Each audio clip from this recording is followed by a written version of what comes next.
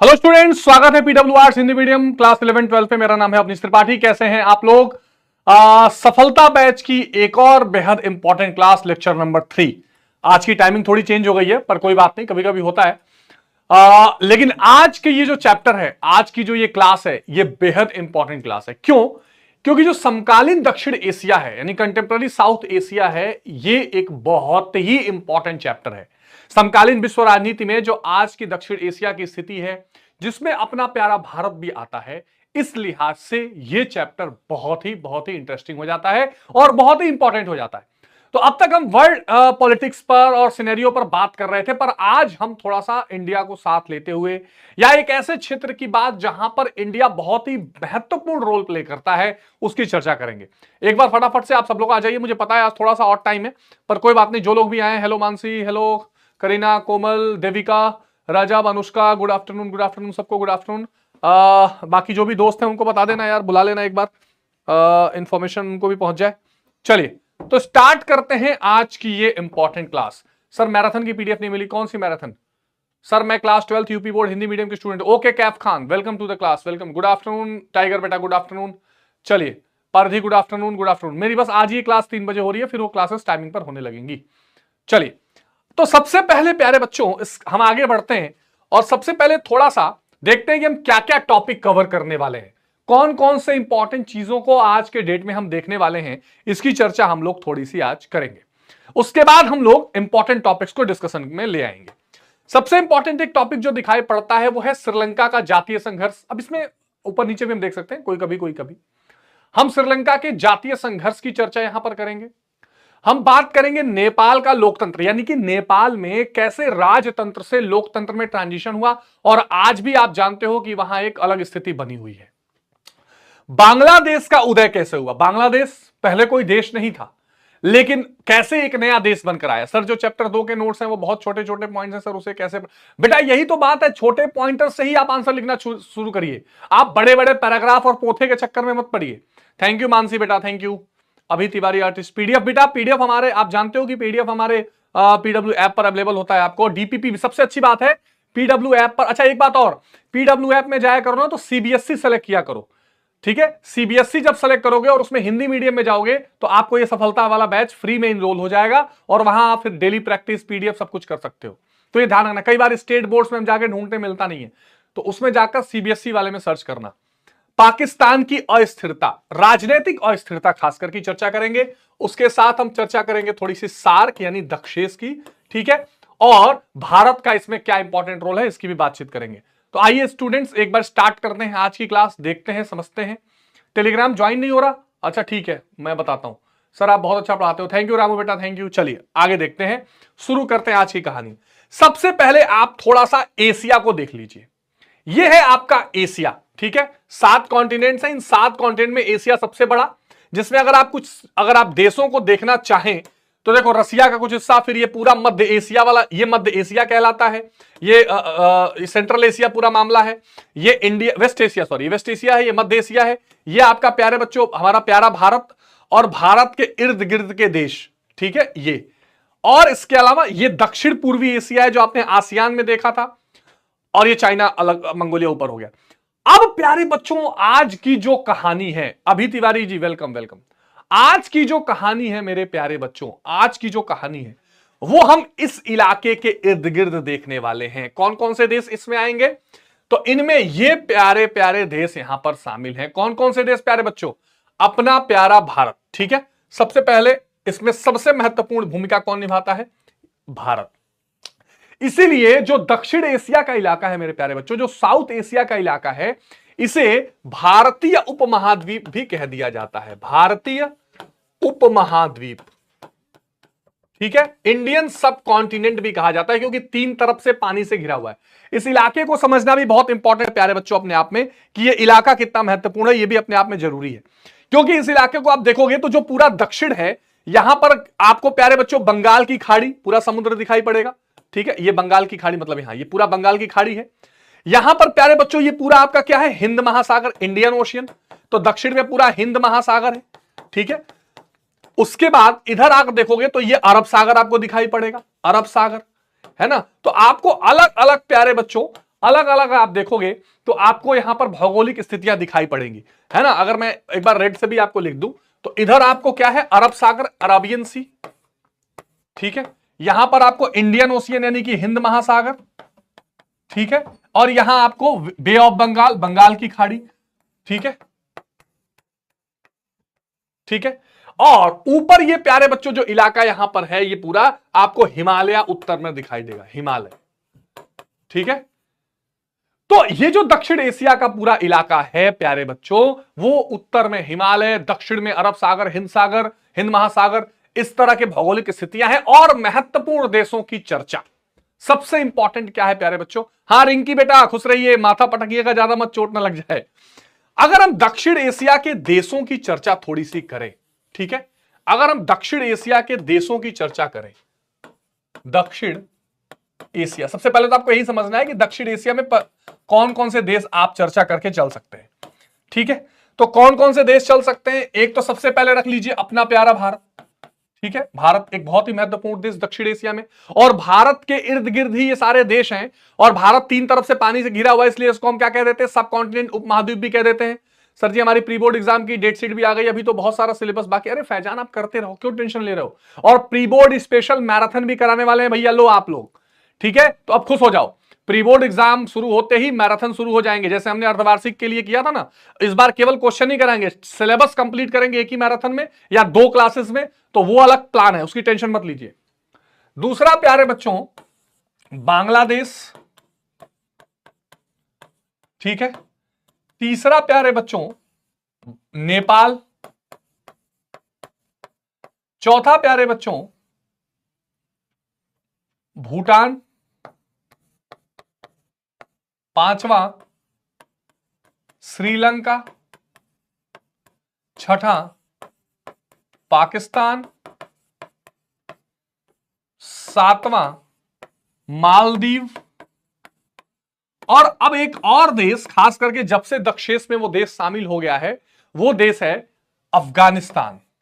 इसको भी अब हम दक्षिण एशिया में गिन लेते हैं। एक और देश है बेटा जो कभी कभी दक्षिण एशिया का लगता है, परंतु प्रायः हम उसको दक्षिण एशिया में नहीं गिनते, पर दक्षिण एशिया में ये रहता है, वो है ये बगल में जो म्यांमार है। इधर अगर हम कंट्री वाइज देखें मैप पर एक बार, तो आपको दिख भी रहा होगा, ये आपका प्यारे बच्चों बांग्लादेश है, ये भूटान है, ये नेपाल है, यहां पाकिस्तान, अफगानिस्तान, यहां नीचे मालदीव और श्रीलंका यहां पर है, और इधर छोटा सा म्यांमार। हालांकि म्यांमार को हम दक्षिण एशिया का हिस्सा नहीं मानेंगे। 2 कंट्रीज ध्यान रखिएगा प्यारे बच्चों, अक्सर कंफ्यूजन के लिए करेगा।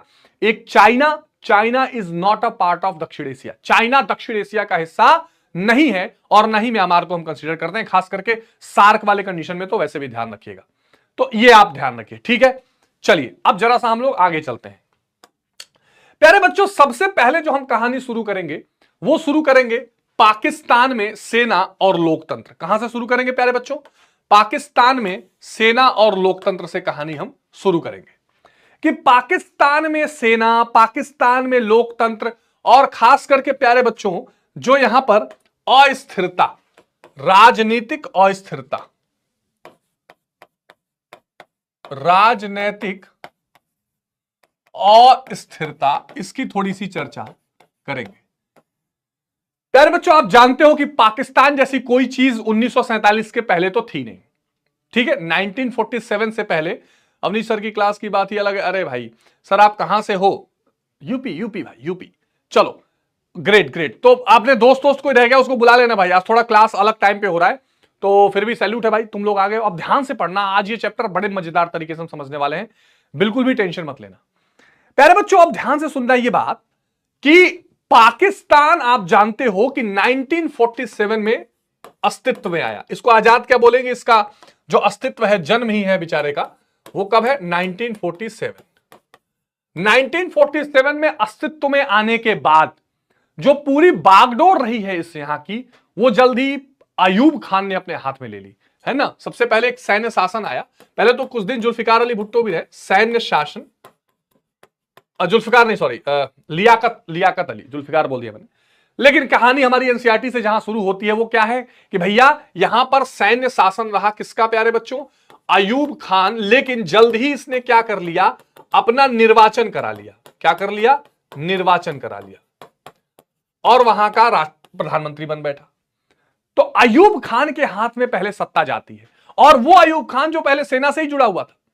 लेकिन आप देखो कि जो डेमोक्रेटिक प्रोसेस होते हैं, जो लोकतांत्रिक तरीके होते हैं पार्टी बनाने के, सरकारें बनाने के, उससे जबरदस्ती करते हुए या उसके अगेंस्ट जाते हुए भैया यहां पर अपना निर्वाचन भी हो जाता है।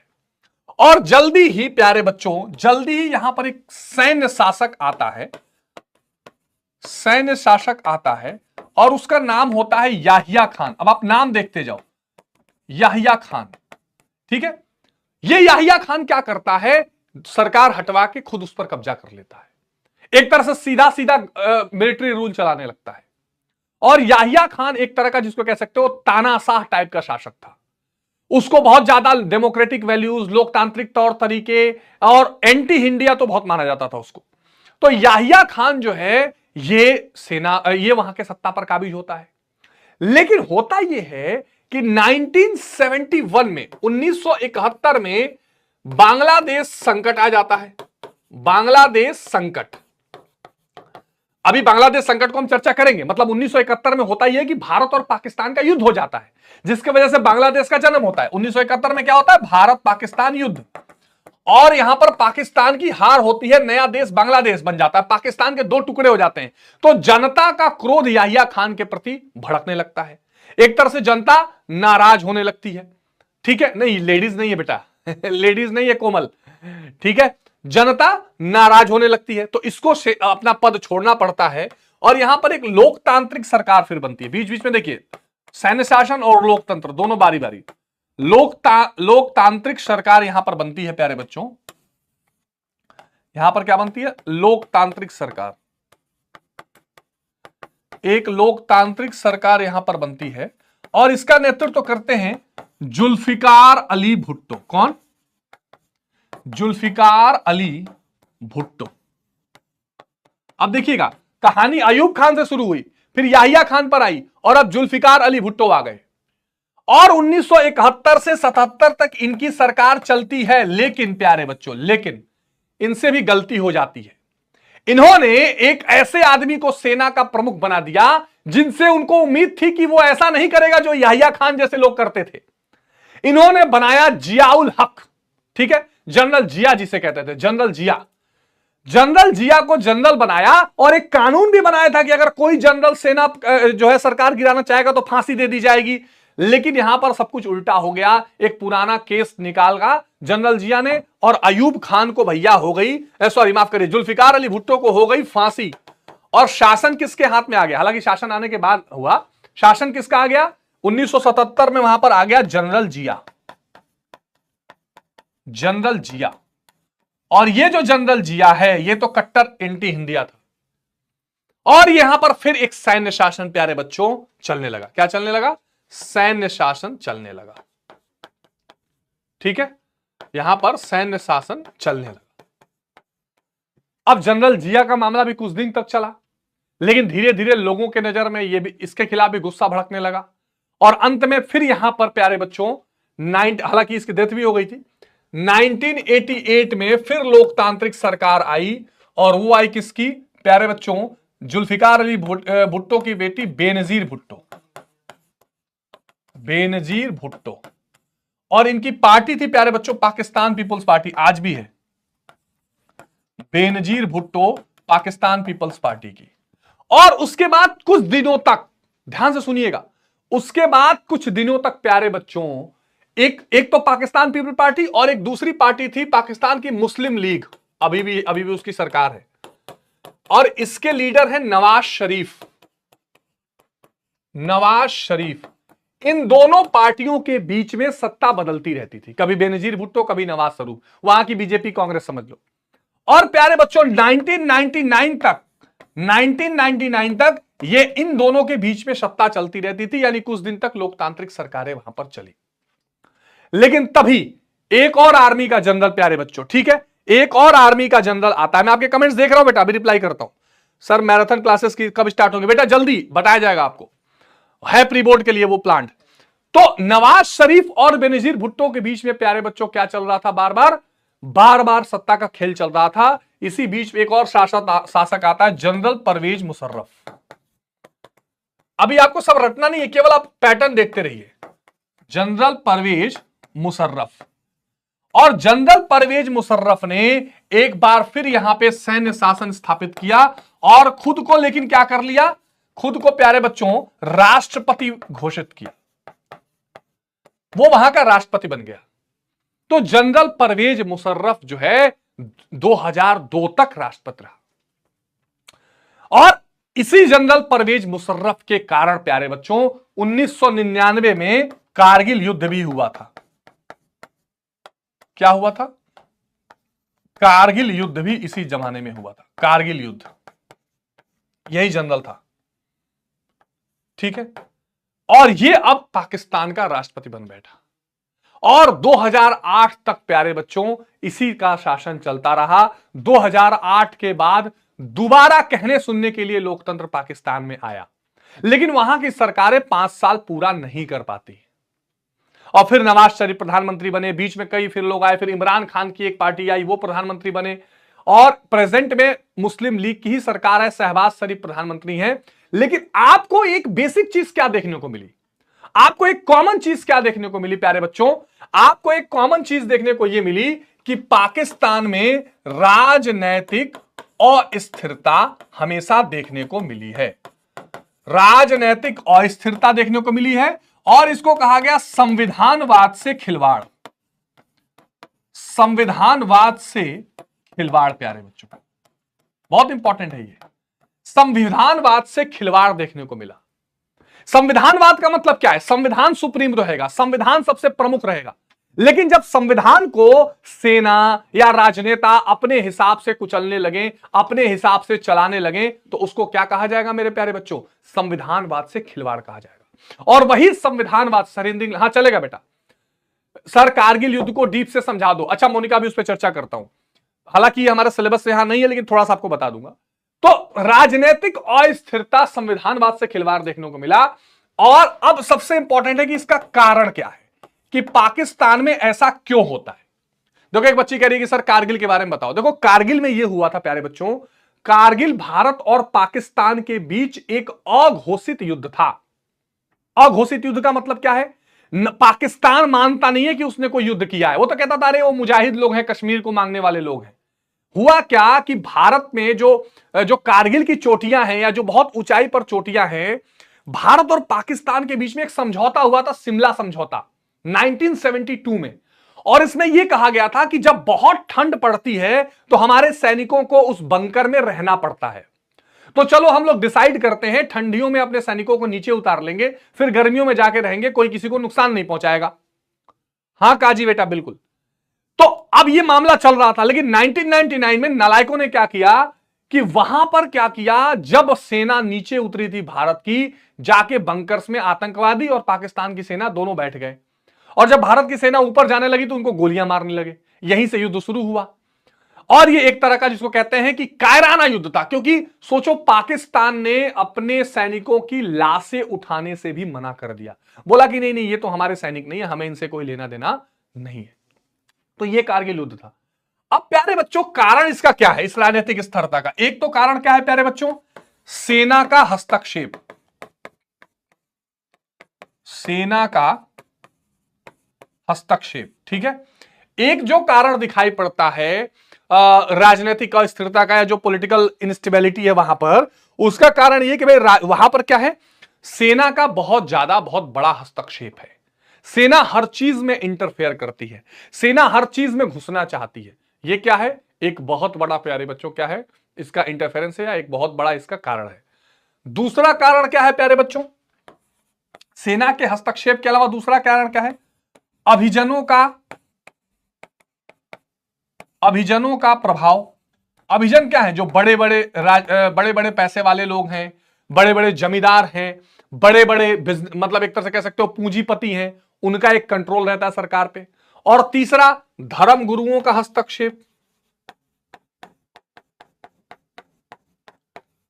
धर्म गुरुओं का हस्तक्षेप। धर्म गुरुओं के हस्तक्षेप का मतलब क्या है?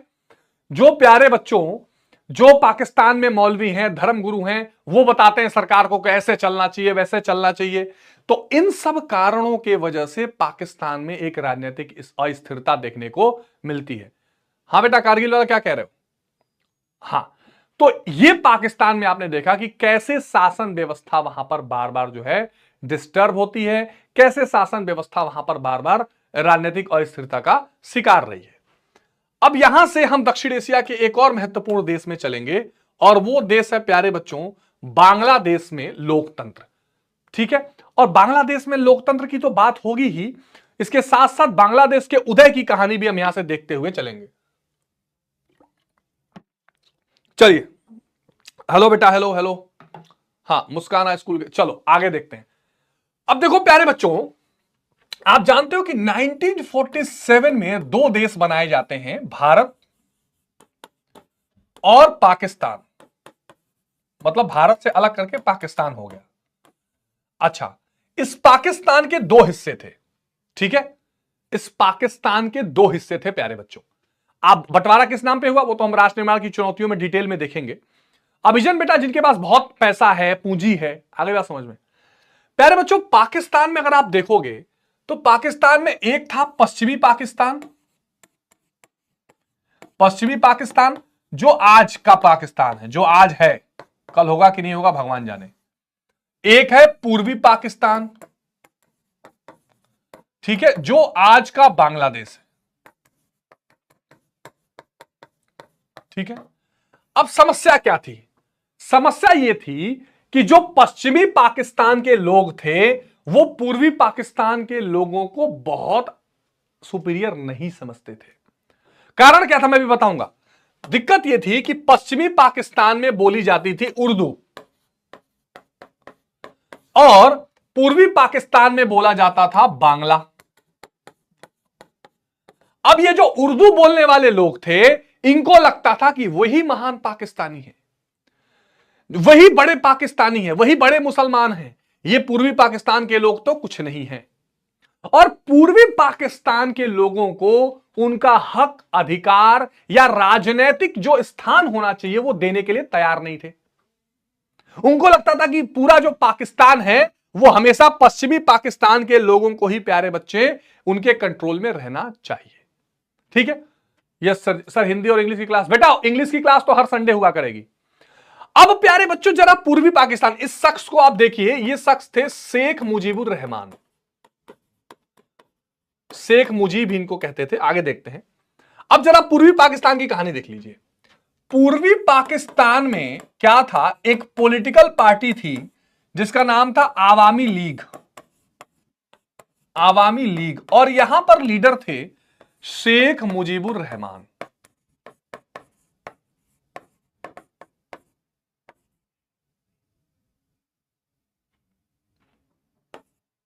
रहमान, ठीक है, शेख मुजीबुर रहमान।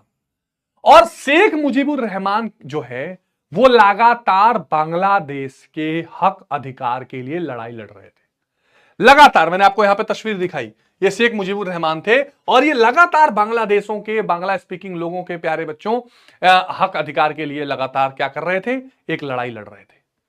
ठीक है, और उन्होंने देखा, उसके बाद हुआ ये प्यारे बच्चों 1971 का इलेक्शन, सॉरी 1970 का इलेक्शन, चुनाव आया, और उस चुनाव में आवामी लीग की विजय हुई।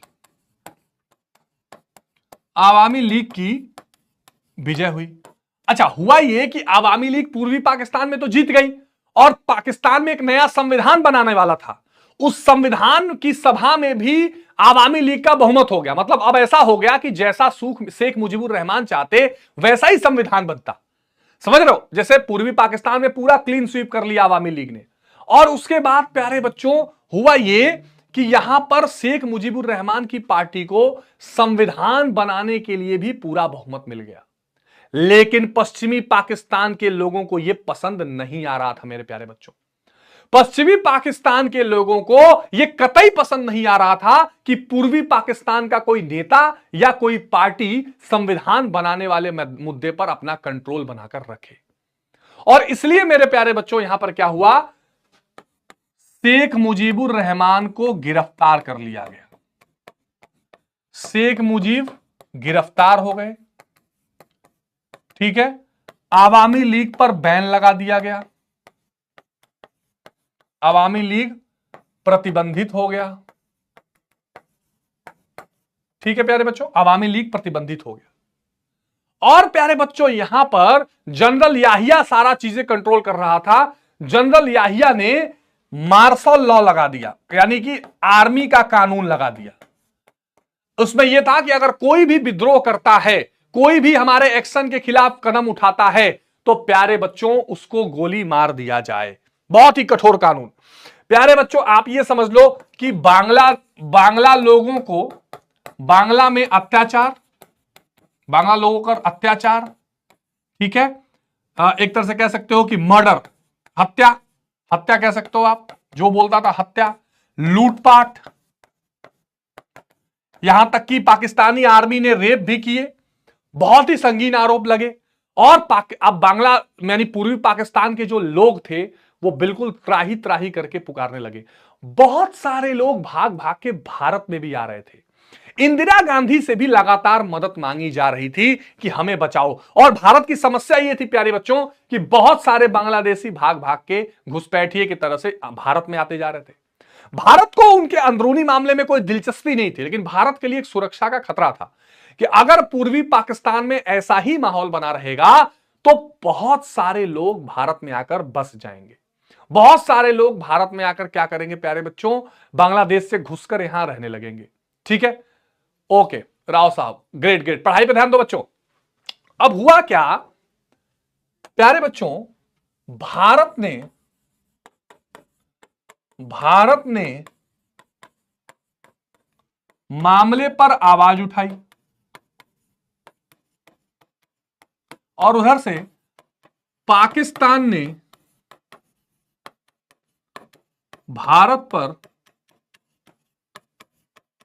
आरोप लगाया। अब जरा ध्यान से सुनना, भारत ने कहा भाई पाकिस्तान के लोगों ये क्या कर रहे हो, इस चीज को जल्द से जल्द कंट्रोल करो।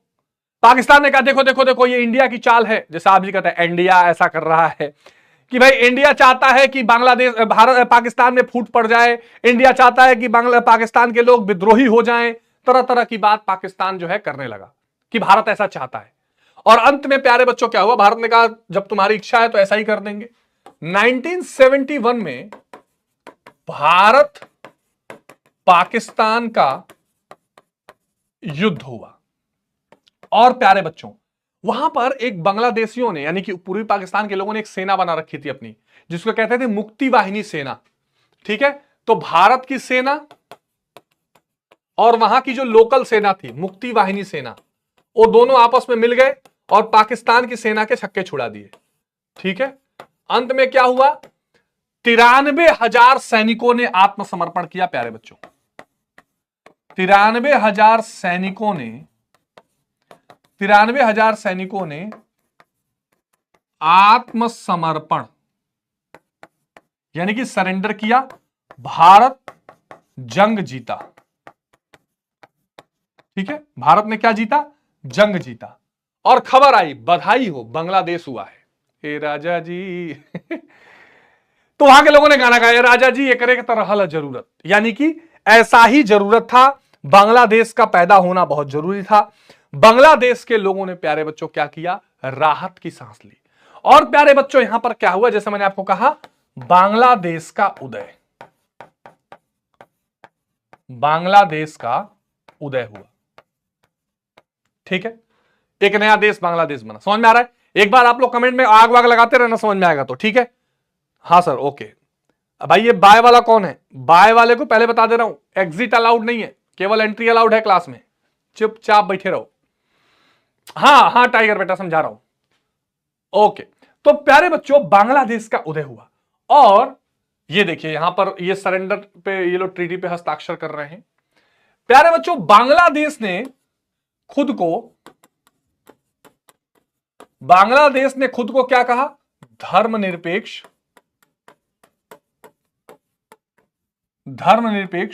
ठीक है, समाजवादी सरकार, समाजवादी शासन। ठीक है, पाकिस्तान के जमाने में पाकिस्तान एक इस्लामिक देश था, लेकिन जब बांग्लादेश बना तो उसे धर्मनिरपेक्ष शासन कहा गया और संसदीय प्रणाली थी, जैसे भारत में था, प्रधानमंत्री चुने जाएंगे। लेकिन प्यारे बच्चों, कभी कभी क्या होता है, सत्ता मिलने के बाद दिमाग खराब होने लगता है। शेख मुजीबुर रहमान का भी दिमाग खराब होने लगा और हुआ यह कि 1970 उन्होंने क्या किया, शेख मुजीब ने उन्होंने क्या किया बाद में कि संसदीय प्रणाली को संसदीय प्रणाली से कहां चले गए, अध्यक्षात्मक प्रणाली पे चले गए। मतलब जो संसद में प्रधानमंत्री चुना जाना था वो वाला सिस्टम हटा के उन्होंने राष्ट्रपति यानी अध्यक्षात्मक प्रणाली वाला सिस्टम लगा दिया और इसके अलावा अन्य दलों पर प्रतिबंध लगा दिया। ठीक है, अन्य दलों पर प्रतिबंध लगा दिया। तो एक तरह से जो समस्या झेल के शेख मुजीबुर रहमान आए थे, अब वही समस्या वो बांग्लादेश में पैदा करने लगे, अराजकता का माहौल बनाने लगे, ऐसी समस्या पैदा करने लगे प्यारे बच्चों, है ना। आ गई बात समझ में। और इसलिए क्या हुआ, उनके खिलाफ सेना में बगावत हो गई, सेना में बगावत हो गई। और जब सेना में बगावत हो गई तो 1975 में ही शेख मुजीब मारे गए। शेख मुजीब मारे गए। अब देखो भैया, जो आदमी एक तरह से बांग्लादेश का गांधी था, एक तरह से उसने बांग्लादेश का जन्म करवाया, उसी आदमी ने ऐसी स्थिति की कि सेना के ही हाथों वो मारे गए। उसके बाद एक सेना का ही शासक था प्यारे बच्चों, सेना का ही एक तरह से व्यक्ति था, जियाउर रहमान। इसने 1979 में एक पार्टी बनाई, बांग्लादेश नेशनलिस्ट पार्टी, इसकी सरकार बनी। पहले पार्टी बनाई, फिर बांग्लादेश नेशनलिस्ट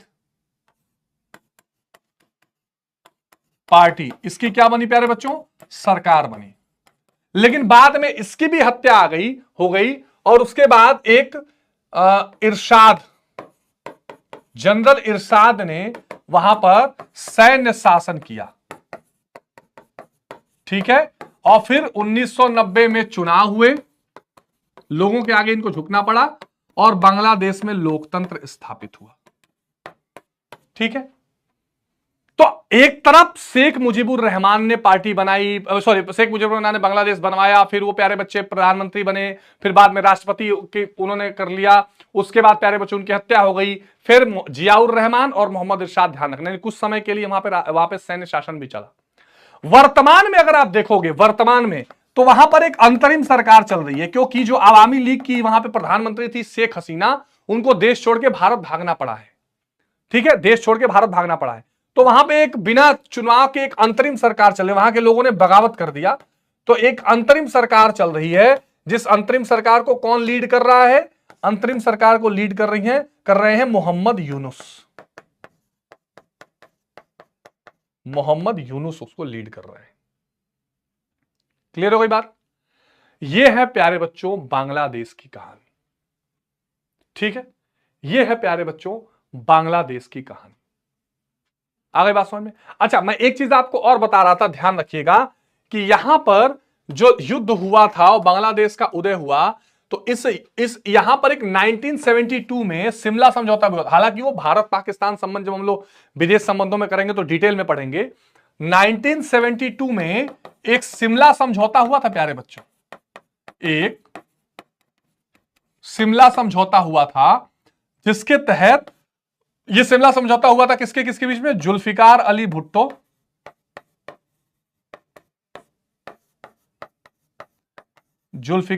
भुट्टो और इंदिरा गांधी के बीच में। जुल्फिकार अली भुट्टो और इंदिरा गांधी के बीच में। और इस शिमला समझौता में पाकिस्तान ने यह शर्त मंजूर की कि वो बांग्लादेश को एक नए देश का दर्जा देगा। ठीक है, वो बांग्लादेश को क्या करेगा, एक नए देश का दर्जा देगा। चलिए, अब हम लोग यहां से कहानी ले चलते हैं थोड़ा सा श्रीलंका में जातीय संघर्ष पर। बहुत दिलचस्प ये भी स्टोरी है, श्रीलंका की जातीय संघर्ष। हाँ जी बेटा, हाँ जी सरस्वती सुस्तक, क्या बात है, बहुत बढ़िया, शानदार प्यारे बच्चों, बहुत बढ़िया बहुत बढ़िया।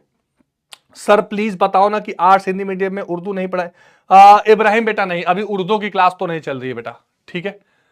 प्यारे बच्चों, जो श्रीलंका में जातीय संघर्ष था, इसमें मुख्य समस्या थी बहुसंख्यकवाद। बहुसंख्यकवाद क्या थी? मेजोरिटेरियनिज्म, बहुसंख्यकवाद। सबसे बड़ी समस्या क्या थी? बहुसंख्यकवाद। सर भारत और बांग्लादेश के तनाव के कारण बताओ। बेटा रुको, अभी मैं लास्ट में भारत और पड़ोसी देशों को समराइज करूंगा तो बताऊंगा, बिल्कुल बताऊंगा, ठीक है बेटा। हाँ योर स्नेहू बेटा, अभी इस पे चर्चा करेंगे, डोंट वरी। अभी मैं सारे देशों के साथ छोटे छोटे संबंधों की बात करूंगा। अब देखिए, भारत में अगर हम जातीय संघर्ष, सॉरी श्रीलंका में अगर जातीय संघर्ष की बात करें तो बहुसंख्यकवाद का मतलब क्या होता है? बहुसंख्यकवाद का मतलब यह होता है कि जहां पर एक बड़ी आबादी वाले लोग या अधिक आबादी वाले लोग अपने से छोटी आबादी या छोटी जनसंख्या वाले लोगों को कमतर समझते हैं, या ये मानते हैं कि उनको उनके अधिकार नहीं मिलने चाहिए। कैसे? अभी समझाता हूं। जैसे प्यारे बच्चों, श्रीलंका में दो मेन ग्रुप्स थे, एक सिंहली और एक तमिल। बेसिकली ये दोनों भाषाएं भी हैं, और सिंहली जो है ये बौद्ध धर्म को मानने वाले लोग हैं, और जो प्यारे बच्चों तमिल हैं वो हिंदू धर्म को, भारतीय हिंदू धर्म को मानने वाले लोग हैं, और इनका भारतीय मूल के हैं, इनका संबंध भारत से है। अब आपको अगर भारत से कैसे है, तो जब अंग्रेज प्यारे बच्चों, जब अंग्रेज गुलाम बना के रखे थे भारत और पाकिस्तान दोनों को, माफ करिए भारत और श्रीलंका दोनों को, तो यहां से बहुत सारे मजदूरों को, साउथ इंडिया के मजदूरों को वो श्रीलंका के चाय बागानों में खेती करवाने के लिए ले जाते थे, तो वो लोग वहीं पे जाके बस गए। बेटा इंग्लिश की क्लास संडे को, ठीक है। अब प्यारे बच्चों, इनकी संख्या करीब करीब वहां 76% के आसपास है, इनकी करीब करीब 24% के आसपास है। अब ये जो सिंहली लोग हैं, इनका ये कहना है कि श्रीलंका हमारा है, श्रीलंका हमारा है, ठीक है। तमिलों को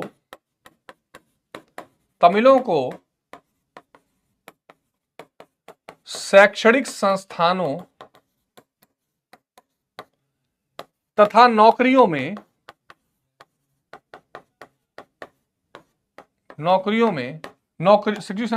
पर अधिकार नहीं है। मतलब इनका यह मानना था कि जो नौकरियां हैं, जो शैक्षणिक संस्थान हैं, जो संसाधन हैं, वो सिंहलियों के हैं, तमिलों को वो नहीं मिलने चाहिए। और तमिल क्या थे? बार बार अपनी आवाज उठा रहे थे कि भाई हमारे साथ आप भेदभाव क्यों कर रहे हो। श्रीलंका, ध्यान रखिएगा प्यारे बच्चों, 1948 में आजाद हुआ और एक डेमोक्रेटिक यानी लोकतांत्रिक देश भी है, और इसने अपने लोकतंत्र को बचाकर भी रखा है। इसके अलावा अपनी अर्थव्यवस्था को भी ठीक करके रखा हुआ है। यह दक्षिण एशिया का पहला देश है जिसने उदारीकरण किया है, अपने सीमाओं को दूसरे देशों के लिए खोला। तो अब यहां पर जो सिंहली है, इन लोगों ने यह कर दिया, तमिलों ने कहा कि नहीं नहीं, हमें भी हमारा अधिकार मिलना चाहिए। 1976 में ध्यान रखिएगा, अब ये चर्चा चल रही, अच्छा, लगातार तमिलों को मारा जाता था, पीटा जाता था, उनके खिलाफ हिंसा भी होती थी, उनको कोई स्थान नहीं देते थे, और क्योंकि ये संख्या ज्यादा है तो जो सरकार में बैठे लोग हैं वो सिंहली कम्युनिटी के ही होते थे। सरकार जो होती थी वो सिंहली लोगों की ही होती थी, तो तमिलों की आवाज सुनी नहीं जाती थी। प्यारे बच्चों 1976 में प्यारे बच्चों एक संगठन बना, LTTE, लिबरेशन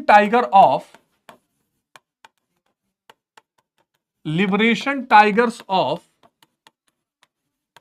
तमिल एलम, ठीक है। और प्यारे बच्चों ये जो संगठन था, इसने तमिलों के अधिकार के लिए प्यारे बच्चों मांग करनी शुरू की, तमिलों के अधिकार के लिए आवाज उठानी शुरू की। और जब किसी ने नहीं सुना, वो कहा गया ना, बिनु भय होए न प्रीत, जब किसी ने नहीं सुना तो उन्होंने कहा कि सर आप भयंकर पढ़ाते थे, हाँ एम के एडिटर। तब इन्होंने कहा प्यारे बच्चों 1983 से इन्होंने क्या किया, हथियार उठा लिया, हथियार उठा लिया। और इसमें एक प्रमुख लीडर बनकर उभरा कौन? प्रभाकरण। प्रभाकरण इनका जो लीडर था वो था प्रभाकरण। ये जो लिट्टे समूह था, इसने प्यारे बच्चों क्या कर दिया, एक गृह युद्ध छेड़ दिया, सिविल वॉर। मतलब अपने ही देश की सरकार के खिलाफ हथियार उठा लिए। एक बहुत बड़ा इलाका, खास करके जो श्रीलंका में जाफना का आसपास का इलाका है, उस पर इन लोगों ने बाकायदा कब्जा कर लिया। वहां इनकी एक तरह से सरकार जैसे चलने लगी। और आए दिन, इब्राहिम थैंक यू बेटा, आए दिन सरकार और एलटीटी ग्रुप के बीच में गोलीबारी, लड़ाई, आए दिन टकराव की स्थिति पैदा होती थी और उसमें बहुत सारे तमिल लोग मारे जा रहे थे। तो भारत सरकार के ऊपर भी, राजीव गांधी देश के प्रधानमंत्री रहे और उनके ऊपर भी यह दबाव बढ़ने लगा कि भाई आपके बगल के देश में श्रीलंका में बहुत सारे भारत वाले तमिल, हिंदू धर्म को मानने वाले लोग, उनके ऊपर एक अत्याचार हो रहा है, आप कुछ तो करिए। तो राजीव गांधी ने कोशिश की कि इस मामले को थोड़ा नॉर्मल किया जाए। और इसी बीच में प्यारे बच्चों 1987 में एक राजीव गांधी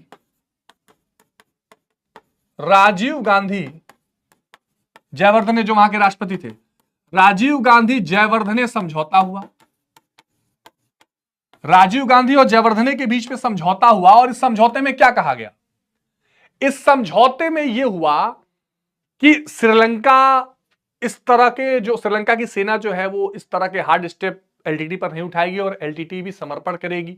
ये सारी बातें हुई और मुख्य बात क्या हुई कि भारत की शांति सेना श्रीलंका जाएगी। भारत की शांति सेना श्रीलंका जाएगी और प्लानिंग ये था, अच्छा ओके ठीक है भैया, देखो यहां पर प्रचार उचार भी होने लगा। तो इसमें मेन मुद्दा यह था कि वहां पर क्या करना है, लिट्टे का समर्पण यानी प्रभाकरण का समर्पण जो है वो श्रीलंका की सेना के सामने करना है। तो अब जाहिर सी बात है प्रभाकरण ने कहा होगा कि भाई हम नहीं जाएंगे वरना श्रीलंका के लोग हमको मार देंगे, सेना के लोग। तो भारत ने कहा ठीक है हम अपनी सेना भेजेंगे, उनके सामने समर्पण होगा, आप टेंशन मत लीजिए और बाकी चीजें सब अच्छे से हो जाएंगी, आपको अधिकार भी मिलेंगे। अभी तिवारी सर मैं नोट्स बनाया, चलो ओके बेटा, ये पीडीएफ भी मिलेगा आपको। प्यारे बच्चों, भारत की शांति सेना असफल होकर 1989 में वापस लौट गई। 2 साल के बाद लौट गई, यानी बिना किसी सफलता के लौट गई। यानी जो श्रीलंका की सेना और प्रभाकरण के बीच समझौता होना था वो नहीं हो पाया। यहां तक कि भारत की सेना जब वहां गई तो वहां पर एक तरफ प्रभाकरण भी गुस्सा गया और दूसरे तरफ श्रीलंका के लोग भी भारत की सेना को वहां पसंद नहीं कर रहे थे। उनको लग रहा था कि भारत उनके अंदरूनी मामलों में हस्तक्षेप कर रहा है। और अंत में प्यारे बच्चों वहां पर यह हुआ कि भारत की सेना जो है वो लिट्टे से ही लड़ने लगी, प्रभाकरण से ही लड़ने लगी। कुछ ऐसा मामला हो गया कि प्रभाकरण से ही लड़ने लगी। अब इसको देखकर प्रभाकरण और लिट्टे बहुत नाराज हुआ और इसीलिए प्यारे बच्चों 1991 में राजीव गांधी की हत्या कर दी गई।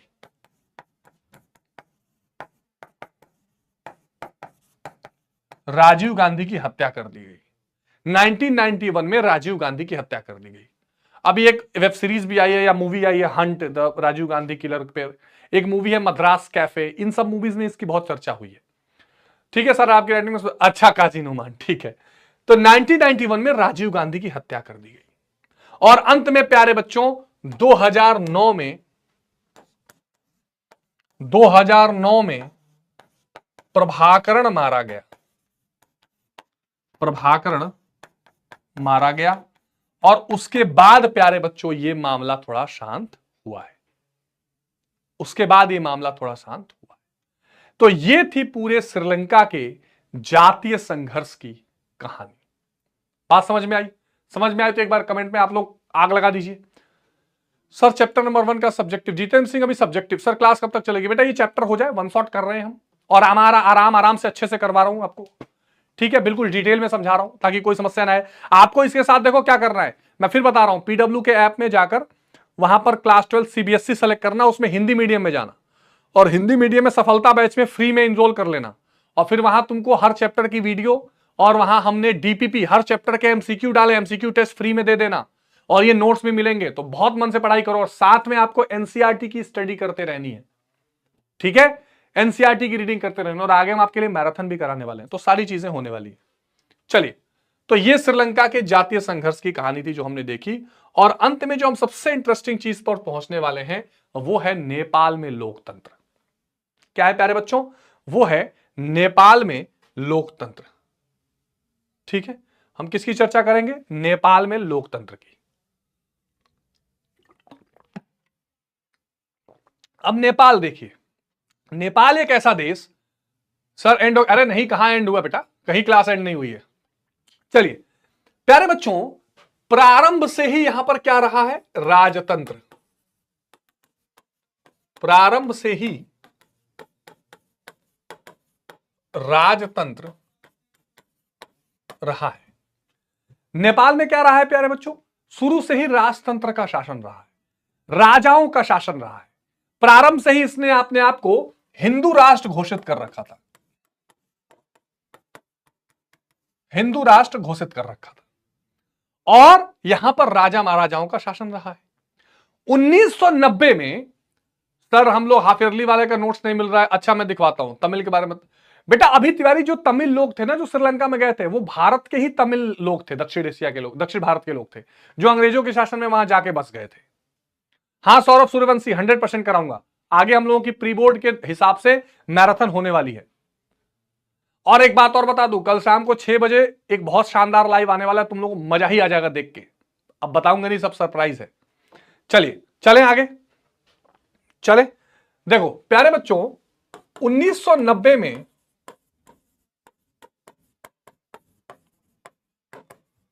लोकतंत्र समर्थित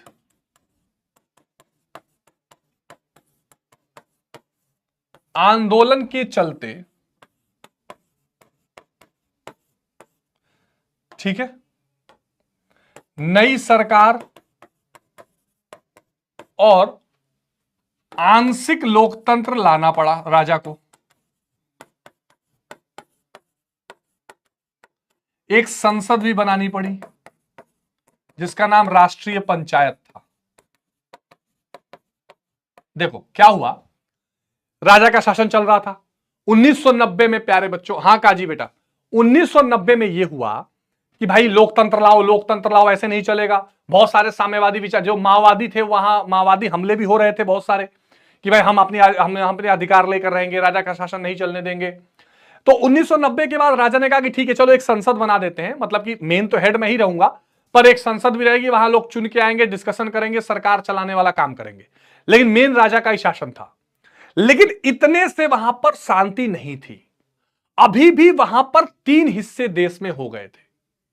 यानी वहां के लोग अभी इस तरह के केवल छोटे मोटे संसद को बना देने से, खाना पूर्ति करने से और मेन हेड राजा रहेगा, इससे बहुत प्रसन्न नहीं थे। बहुत सारे लोग ऐसे थे जिनको ये माना था कि नहीं, पूरी तरह से गणराज्य होना चाहिए। आप जानते हो गणराज्य का मतलब क्या होता है? देखो शब्द होते, मैं आपको एक शब्द यहां पर बताता हूं। एक शब्द होता है लोकतंत्र। अब लोकतंत्र जो है, ये तो समझ में आ रही है बात कि भाई चुनी हुई सरकार, लेकिन जैसे इंग्लैंड है, इंग्लैंड एक लोकतंत्र है पर गणराज्य नहीं है। गणराज्य क्या होता है, जिसको अंग्रेजी में रिपब्लिक कहते हैं। गणराज्य का मतलब होता है कि राज्य का मुखिया चुना हुआ हो, राज्य का मुखिया चुना हुआ हो। हमारे देश का राज्य का मुखिया कौन है? राष्ट्रपति। राष्ट्रपति चुना जाता है, हमारे राष्ट्रपति का बेटा राष्ट्रपति नहीं बनता है। नेपाल में राजा का बेटा राजा बनता था।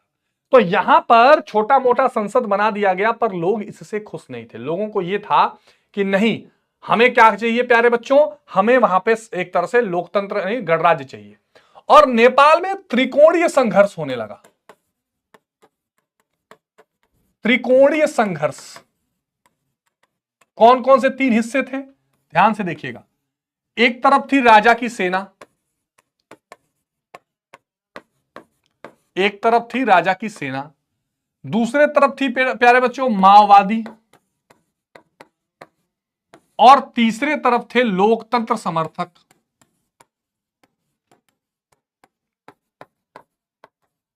ठीक है, तो कहानी यहां ये चल रही थी प्यारे बच्चों। सर फिरोजाबाद में रैंक 1 इकोनॉमिक्स में नंबर आए थे, बहुत बढ़िया हाँ गुलशन बेटा, बहुत शानदार, बहुत शानदार। मैं देखो अगले इस बार के डिस्ट्रिक्ट टॉपर्स, स्टेट टॉपर्स के लिए एक बहुत बड़ा सरप्राइज, ये सारी चीजें कल आप लोग एक बार लाइव रहिएगा 6 बजे, पता लगेगा।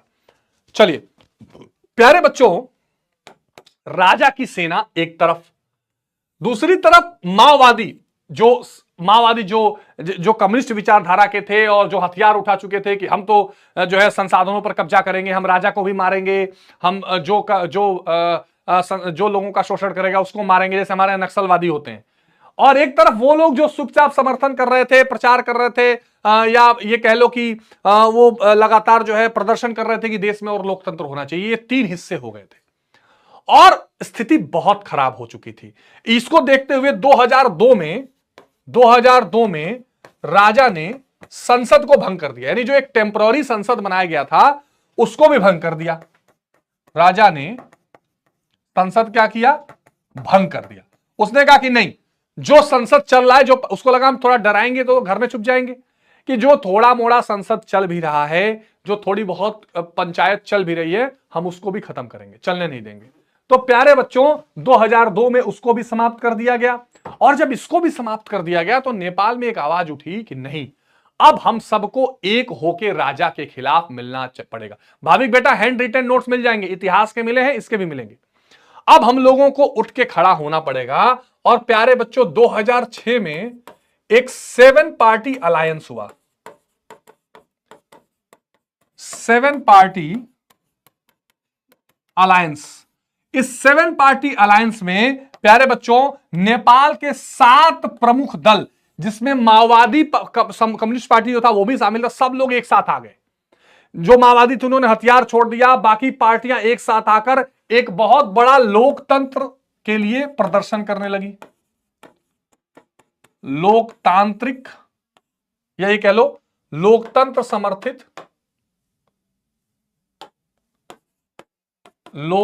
समर्थित प्रदर्शन, शांतिपूर्ण प्रदर्शन था। ठीक है, यानी शांतिपूर्ण तरीके से प्यारे बच्चों सब यहां पर एक तरह से प्रदर्शन करने लगे कि अब तो हम अपना लोकतंत्र लाके रहेंगे।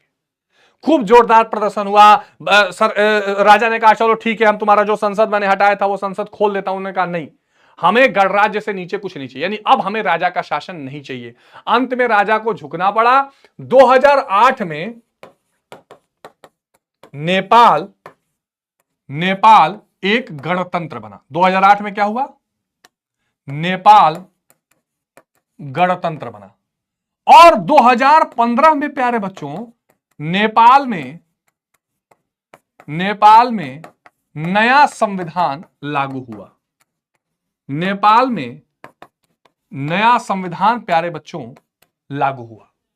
तो 2008 में प्यारे बच्चों वहां पर क्या हुआ? नेपाल में एक नया संविधान लागू हुआ। 2008 में नेपाल गणतंत्र हुआ। ये प्यारे बच्चों नेपाल के लोकतंत्र की। हालांकि आज भी वहां पर फिर क्या हुआ? अब वहां पर एक बहुत बड़ा विद्रोह हो गया और अंत में वहां एक अंतरिम सरकार चल रही है। ठीक है, तो अब ये पूरी कहानी जो आपके एनसीईआरटी तक सीमित है, हमें वहीं तक अभी लेके चलनी है। ये नेपाल की कहानी है। अब हम एक जो इंपॉर्टेंट टॉपिक देखेंगे वो टॉपिक है प्यारे बच्चों, वो टॉपिक है प्यारे बच्चों सार्क, या ये कह लो दक्षिण एशिया में समन्वय। दक्षिण एशिया में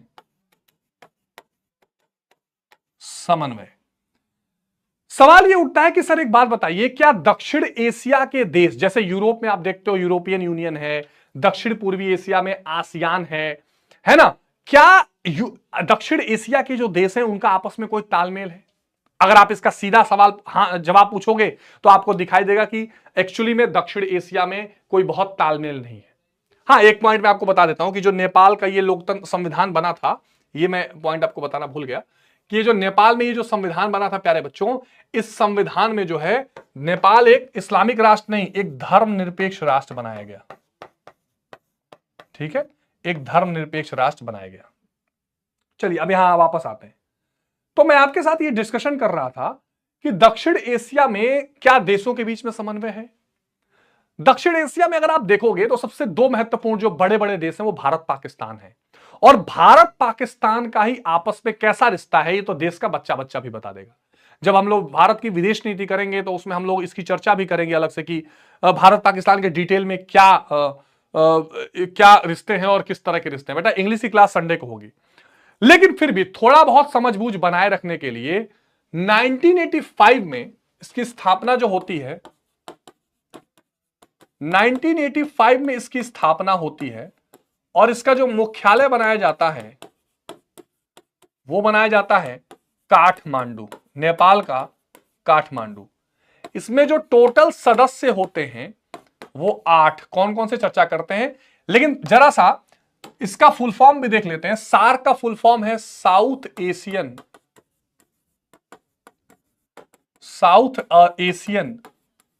association for regional cooperation. Regional cooperation, ठीक है, दक्षिण एशियाई देशों का संगठन, ठीक है, आपसी सहयोग संगठन, जिसको दक्षेस भी कहा जाता है। इसमें कौन कौन से देश शामिल है प्यारे बच्चों? बेटा इकोनॉमिक्स की क्लास अभी तो हुई थी, फिर अगली क्लास इकोनॉमिक्स की होगी। अब देखो प्यारे बच्चों, इसमें भारत, पाकिस्तान, बांग्लादेश, भूटान, सब भारत से लगे हुए हैं, श्रीलंका, नेपाल, मालदीव और अंत में जुड़ा अफगानिस्तान, जो सबसे लास्ट में जुड़ा है। और वो कब जुड़ा है? वो जुड़ा है प्यारे बच्चों 2007 में, जब वहां पे लोकतंत्र चल रहा था। टोटल 8 सदस्य प्यारे बच्चों इस सार्क के हैं। इन्होंने कोशिश ये की कि हम मिलजुल कर एक दूसरे को वरीयता देकर एक अच्छा संगठन बनाएंगे। 1993 में इन लोगों ने एक समझौता किया जिसको कहा गया साप्टा। अब ये था south Asian preferential trade agreement. South Asian preference यानी एक दूसरे को वरीयता देना, south Asian preferential trade agreement. इसमें यह था कि हम एक दूसरे को प्रेफरेंस देंगे, हम एक दूसरे को वरीयता देंगे कि हां हम पहले दक्षिण एशिया देशों के साथ व्यापार करेंगे फिर किसी से करेंगे, या उसको थोड़ा रियायत देंगे। और अंत में प्यारे बच्चों 2004 में एक समझौता हुआ जिसको कहा गया साफ्टा। इसको कहा गया साउथ एशियन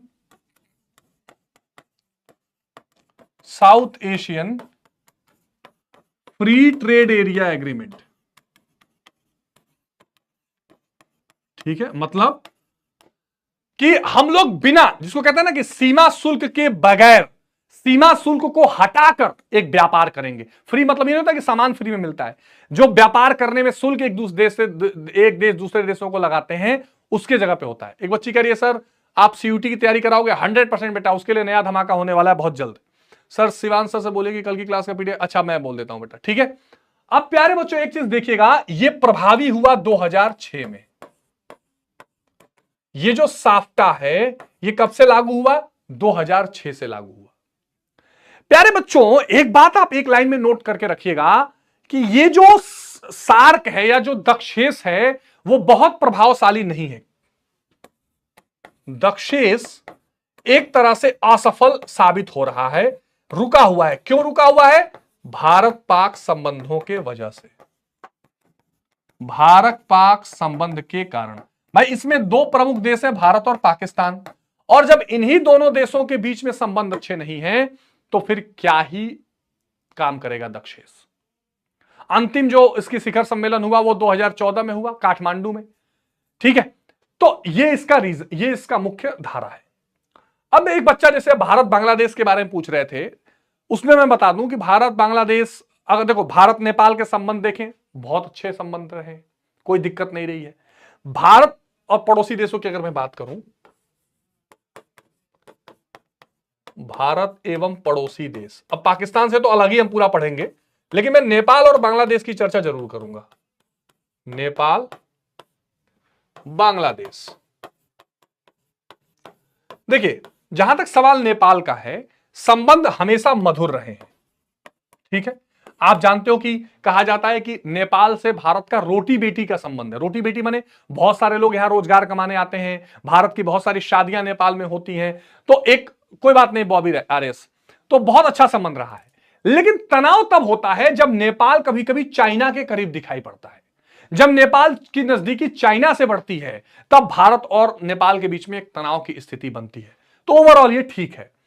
बांग्लादेश से कुछ चीजें आपको ध्यान रखनी है, जैसे एक तो आपको यह पता ही होगा कि बांग्लादेश का जो पूरा उदय है, बांग्लादेश का जो जन्म ही है वो भारत के कारण हुआ है ना। भारत ने उसमें अपनी सबसे महत्वपूर्ण भूमिका निभाई है। और प्यारे बच्चों 1996 में, अच्छा इसमें तनाव जो है वो नदी जल के बंटवारे को लेकर है। कौन कौन सा? गंगा नदी और ब्रह्मपुत्र नदी। देखो ये दोनों नदियां बांग्लादेश में जाती हैं और दोनों भारत से होकर जाती हैं।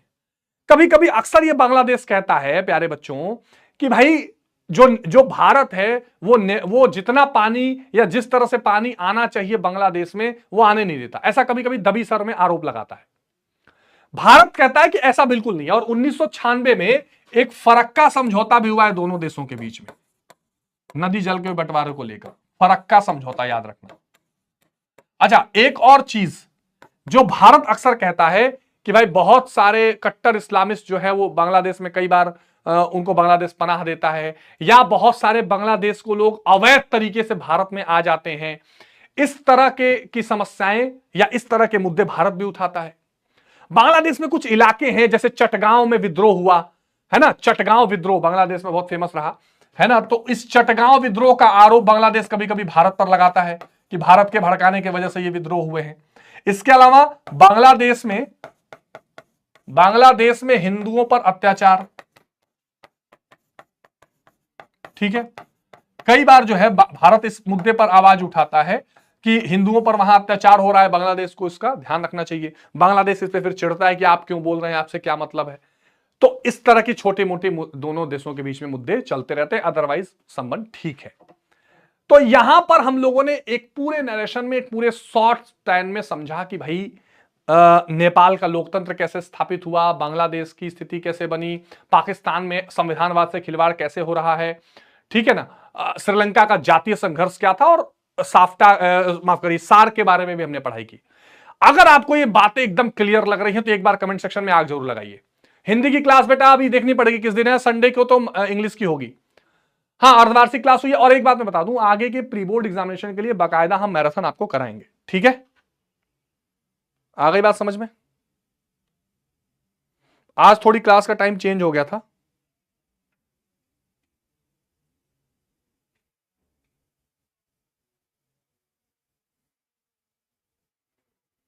ठीक है सर, दक्षिण एशिया का विकास में 7 देशों के योगदान की व्याख्या बता दो बेटा। देखो दक्षिण एशिया, मैं आ गया सर क्लास में, ओके लक्ष्मण वर्मा, हाँ हिस्ट्री की क्लास होगी बेटा। देखो दक्षिण एशिया का अगर ओवरऑल विकास देखा जाएगा तो तुम सबके अलग अलग विकास का पैमाना बता दोगे कि भारत एक बहुत बड़ी आर्थिक शक्ति बनकर उभरा है, दुनिया की 5 अर्थव्यवस्थाओं में एक शुमार हो गया। श्रीलंका के बारे में बताओगे कि इसने अपने लोकतांत्रिक मूल्यों को बचा कर रखा है, सबसे पहले जो है उसने आर्थिक आजादी की घोषणा, एक तरह से उदारीकरण की घोषणा की। भूटान और नेपाल छोटे देश होने के बावजूद भी अच्छी आर्थिक प्रगति कर रहे हैं। नेपाल ने अपने यहां लोकतंत्र को स्थापित किया, ठीक है। कुछ समस्याएं भी बताओगे कि पाकिस्तान और बांग्लादेश जैसे देशों में कुछ अस्थिरताएं रही हैं, ठीक है। इस तरह की चीजें बता सकते हो, ओवरऑल समराइज इसको कर सकते हो, ठीक है। बात समझ में आ रही है?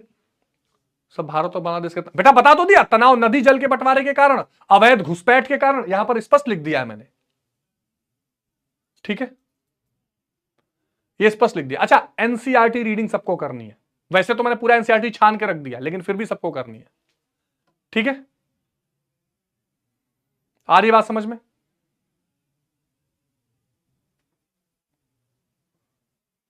ठीक है भाई, चलिए तो फिर मिलते हैं अगली क्लास में। टेक केयर, बाय बाय, जय हिंद।